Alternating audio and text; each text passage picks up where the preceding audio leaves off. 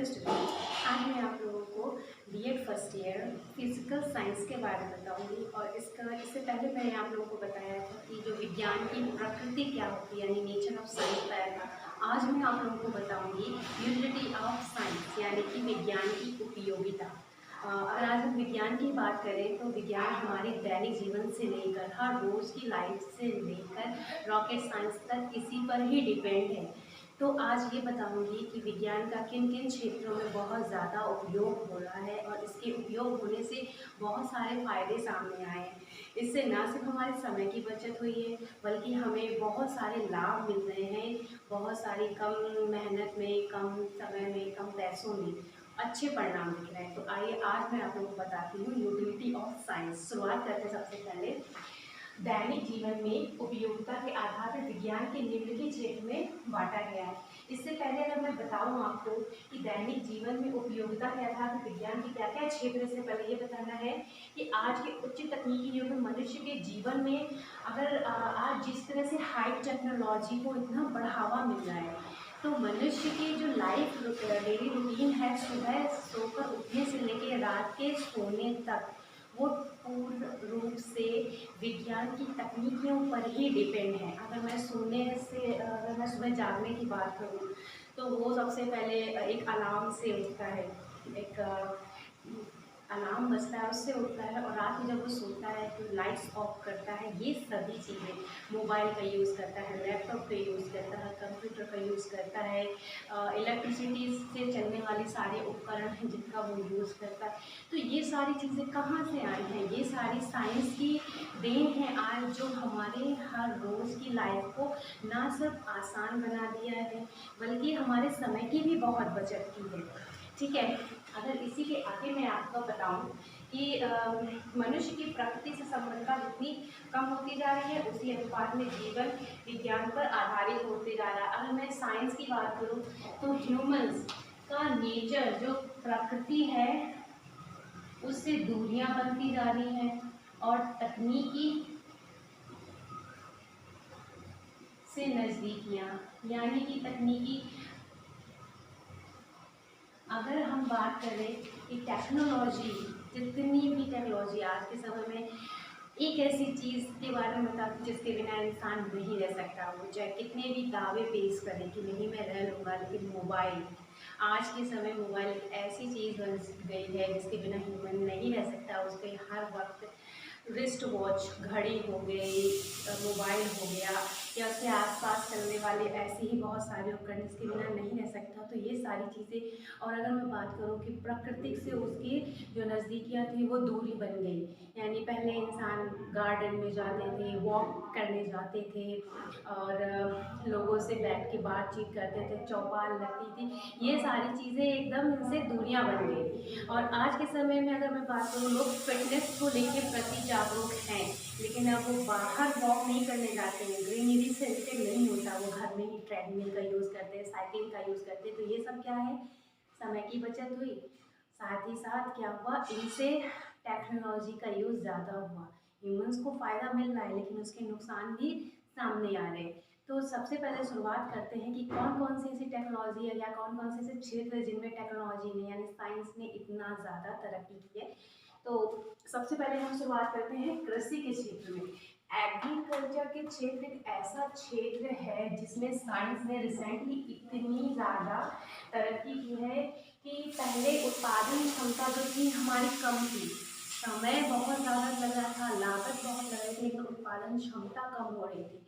इस फील्ड में टेक्नोलॉजी को ला दिया तो हमारा फ़ायदा दुगना हुआ, समय भी बचत हो गया, और साथ ही साथ जो लागत लग रही थी वो भी घट गई। यानी एक काम को करने में पूरा दिन कुछ मनुष्य लगा दे रहे, 10-12 काम करने वाले लगा दे रहे थे। तो टेक्नोलॉजी यानी मशीनरी का युग कहते हैं ना ये समय को। तो इस मशीन ने क्या किया, एक इंसान के साथ ही मिलके पूरे दिन के काम को मात्र 1 या 2 घंटे में कर दिया। यानी हमारा लागत भी कम हुआ, समय भी कम हुआ, और उत्पादन क्षमता हमें बेहतर मिली। तो एग्रीकल्चर के क्षेत्र में साइंस ने बहुत तरक्की की है। साथ ही साथ इसके आगे मैं बात करूँ तो आज के समय में इतनी बड़ी जनसंख्या है, टेक्नोलॉजी को लाना बहुत ज़रूरी भी हो गया, क्योंकि भारत एक विशालकाय जनसंख्या वाला टेक्नोलॉजी के आने से क्या हुआ कि हमारे काम को आसान बना दिया, और ना सिर्फ आसान बनाया बल्कि हमें एक से एक उन्नत किस्म की चीज़ें भी मिल रही हैं। अब अगर हम दूसरी बात करें अंतरिक्ष के क्षेत्र में, पहला तो आप लोगों को समझ में आ गया होगा, दूसरा है कि अंतरिक्ष के क्षेत्र में यानी स्पेस सेक्टर के क्षेत्र में, तो आज हमारे देश में अंतरिक्ष के क्षेत्र में उन 7 देशों की श्रेणी में खड़ा है जो उपग्रह छोड़ने की क्षमता रखते हैं, यानी कि 6 ऐसे देश हैं जिन्होंने अपने उपग्रह छोड़े हैं, और 7वां भारत एक ऐसा देश है जिन्होंने अपना उपग्रह छोड़ा है, सैटेलाइट, जिसकी वजह से आप लोगों को पता होगा फ्री एजुकेशनल सैटेलाइट्स आपको प्रोवाइड कराई जाती हैं। टीवी चैनल्स ऐसे हैं जिस पे आपको हर वक्त आपको स्टडी से रिलेटेड पढ़ाई हो रही है, कम्युनिकेशन बढ़ गया है, आप कहीं पे भी दुनिया में किसी भी देश में हो कॉन्फ्रेंसिंग के ज़रिए बात कर सकते हैं, एक सभी अपनी मीटिंग्स के ज़रिए अपने काम को भी प्रोसीड कर रहे हैं। तो ये सारी चीज़ें क्या है अंतरिक्ष के क्षेत्र में जो उन्होंने सफलता पाई है, अंतरिक्ष के क्षेत्र में जो उन्होंने एक से एक कार्य किए हैं उसकी वजह से, और ये सब कैसे पॉसिबल हो पाया है, साइंस की वजह से। ठीक है, अब मैं आगे अगर बात करूँ परमाणु ऊर्जा के क्षेत्र में, परमाणु ऊर्जा में है क्या कि खनिज अनुसंधान हेतु ईंधन निर्माण एवं ऊर्जा उत्पादन के द्वारा कृषि, चिकित्सा और आदि क्षेत्रों में हमारी आत्मनिर्भरता बढ़ी है। बीजों के जैविक सुधार के लिए विकिरण का प्रयोग करके नई नई किस्मों का विकास हुआ है। परमाणु के क्षेत्र में अगर मैं बात करूँ तो रेडिएशंस का बहुत ज़्यादा उपयोग, रेडिएशंस का उपयोग आपके समय आज का सबसे बड़ा एग्जाम्पल मैं बताती हूँ कि जो कैंसर का इलाज हो रहा है, कैंसर का जो सेल्स को डैमेज करके, जो खराब सेल्स होती है उनको डैमेज करके शरीर से बाहर निकालना, वो एक रेडिएशन के जरिए हो, यानी कि परमाणु ऊर्जा के जरिए होगा। और ये कैसे पॉसिबल हो पाया है, साइंस की बदौलत, यानी परमाणु ऊर्जा में जो इतनी सफलता प्राप्त हुई है उसकी वजह से। तो अगर मैं आगे बात करूं रक्षा के क्षेत्र में, आप लोगों को पता हो कि हमारे देश में अक्सर बाहरी देशों का आक्रमण होता रहता है, घुसपैठी हमारे देश में अपना कब्जा जमाना चाहते हैं। तो उन सभी चीज़ों से निपटने के लिए एक से एक हथियार बनाए गए हैं, एक से एक सुरक्षा के चीज़ों, सुरक्षा के लिहाज से हमारे देश में चारों तरफ से कवर किया गया ताकि कोई भी बाहरी ना हमारे देश में आक्रमण कर सके।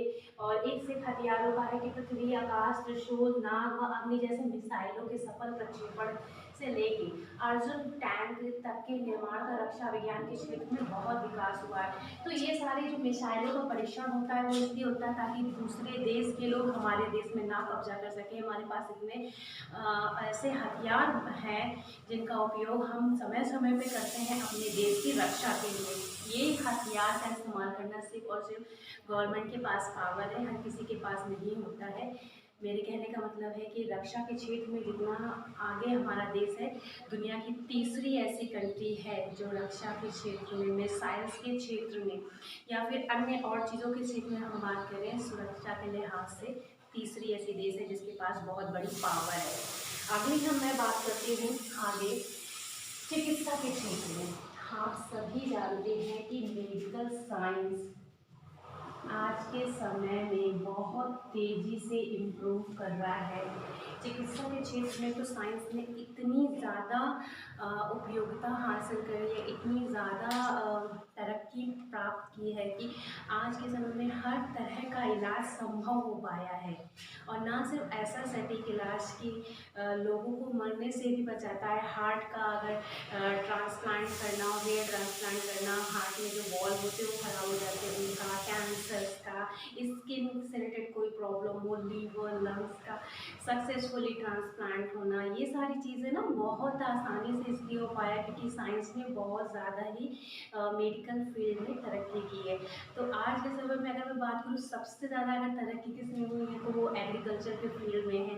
दूसरा हमारा मेडिकल के फील्ड में, क्योंकि मेडिकल की फील्ड में साइंस को लाना इसलिए भी आवश्यक हो गया था, सही इलाज ना मिल पाने की वजह से अक्सर लोग खत्म हो जा रहे थे, अक्सर लोगों की मृत्यु हो जा रही थी। जब से साइंस ने मेडिकल फील्ड में अपना कदम रखा है तब से ना सिर्फ लोगों की जान बच रही है बल्कि जो डेथ रेट थी वो घट रही है, और जो लोगों के जन्म लेने की रेट थी, एज रेट है, वो बढ़ रही है। यानी कि अब लोगों को किसी भी लिहाज से बचाया जा सकता है आसानी से।